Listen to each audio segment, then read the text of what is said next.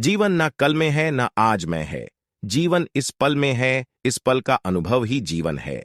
हम दुनिया से कभी शांति नहीं पा सकते जब तक हम खुद अंदर से शांत ना हो। मनुष्यों को मोह माया में पड्डीडीएच कर अपने कर्तव्य को नहीं भूलना चाहिए। मनुष्य की इच्छाएं अनंत है।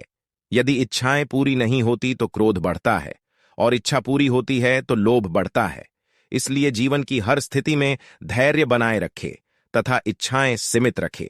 अगर तुम मनुष्य अपना कल्याण चाहते हो तो सभी उपदेशों, सभी धर्मों को छोड़कर मेरी शरण में आ जाओ।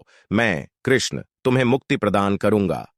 कर्मयोगी अपने मन और बुद्धि की शुद्धि के लिए ही अपने शरीर, मन, बुद्धि और इंद्रियों के साथ आसक्ति रहित होकर कर्म करते हैं। हे अर्जुन, मैं सर्वज्ञ हूं, मैं इस सृष्टि का रचनाकार हूं।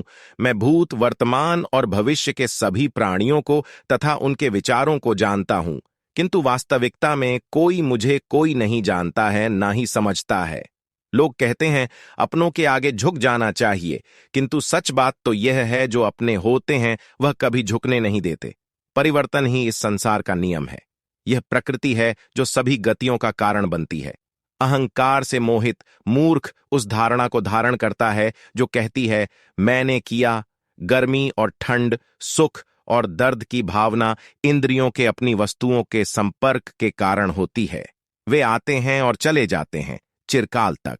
आपको उन्हें स्वीकार करना चाहिए। पूर्ण लगन के साथ अपना कार्य करो, लेकिन उसके फल की इच्छा मत करो, क्योंकि जब आप फल की इच्छा करते हैं तब कहीं न कभी आप अपने कार्य में पूर्ण रूप से समर्पित नहीं हो पाते। गति के लिए चरणों पर ध्यान देना आवश्यक है, किंतु प्रगति के लिए सदैव आचरण पर ही ध्यान देना चाहिए। प्रकृति द्वारा निर्धारित कर्तव्य का पालन करते हुए व्यक्ति ने कोई पाप नहीं किया। जिसका मन उसके वश में नहीं है, उसके लिए उसका मन शत्रु के समान है। वो मूर्ख हैं जो प्रेम को बकवास कहते हैं। प्रेम इस दुनिया की जड़ है जिससे दुनिया बनी है।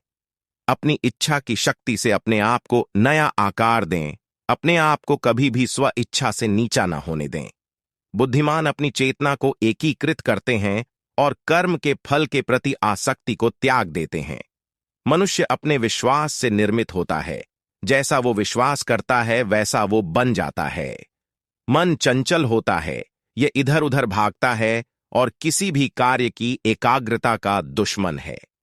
लेकिन यदि यह व्यक्ति के वश में हो जाए तो इससे अच्छा कोई मित्र नहीं है। मन को एकाग्र करना जरूरी है, बस थोड़े से प्रयास और अभ्यास की जरूरत है।